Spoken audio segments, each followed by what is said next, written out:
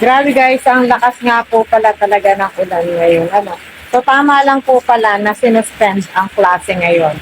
Kasi kanina akala ko, ang isip ko, sinuspend ay napaka-init naman, walang kaulan-ulan. So ngayon, lumabas na nga, dumating na nga po ang ulan. At pagkalakas-lakas, yung aking mga sinampay, sinampay ng aking mga anak ay naglaglagan lahat as in lipad. So sayang yung laban niya.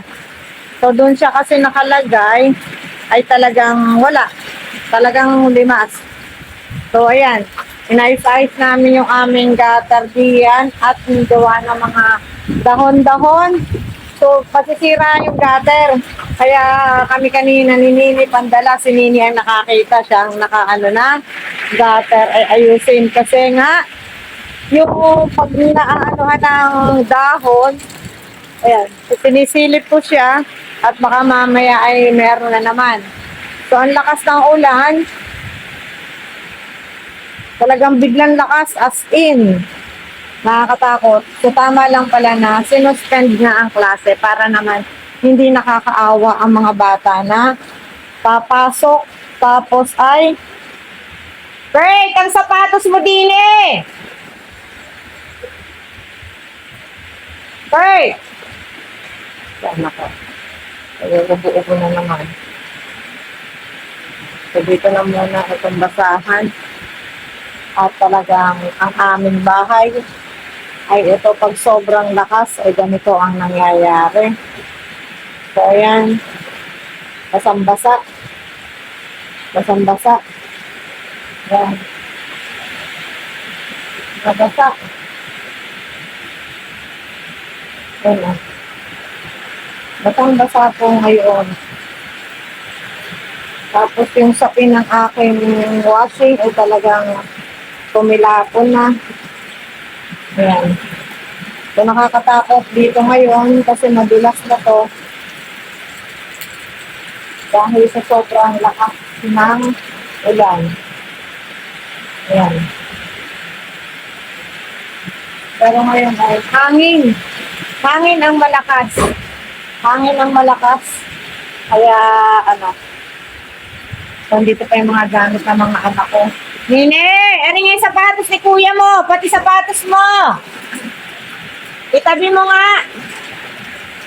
Ah! Nine! Ah, pasok kaya rin mga are!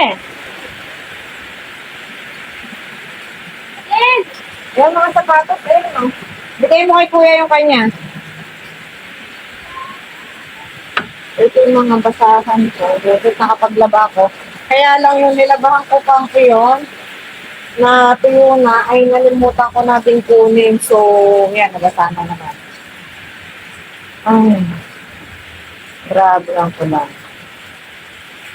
So, may ginalaman talaga at hindi pa-suspend ka ang klase. Dahil kung hindi na-suspend, ngayong oras na ito, maglalabasan ng mga bata, 11 o'clock, 11:30 to 12. Ang kawawa sila. Kawawa ang mga bata. Kaya lamang kanina, late na din nag-anunsyo. Pero okay lang din naman.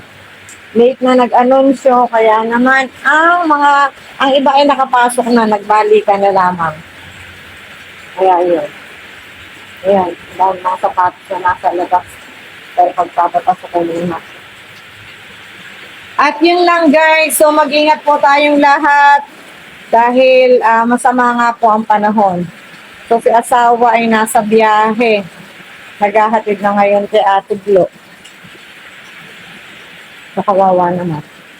Wala pa man dinwari kung kapotin dala yun. So diretso uwi na yun, panigurado dahil basang-basa na siya ng ulan. Ayan o.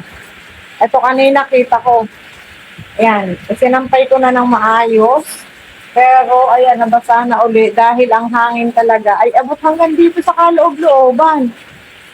Ayan. Ito yung nilaban ngayon ng aking anak na lalaki. Kagabi, ang naglaba yung anak kong babae.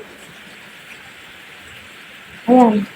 Kaya yung mga nakasampay dito, yan, tanggal lahat. As in, naandun. Doon ko na lamang dinampot. Kaya panigurado, naandun pa man din yung aking uniform. na pang Martes at pang Miyerkules. So ito ay mamaya ako naliligpitin kasi sayang na ang effort kung mamaya ay malakas pa uli ang ulan. Ano? So yun naman. Bigla na buhos ang malakas na ulan.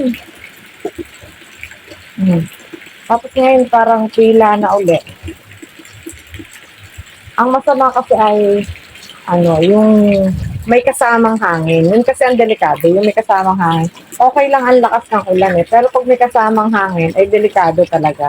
Dahil madaming pwede magliparan. So yun guys. Ingat po tayong lahat. Huwag na po maglalabas. Mag-ingat po. Ayan, pati itong mga, nakapaglaban na ako pero may panibago na ulit yung labahan. Magkalat na ulit. So, ako'y nagliligpit habang ako'y nagpiprint.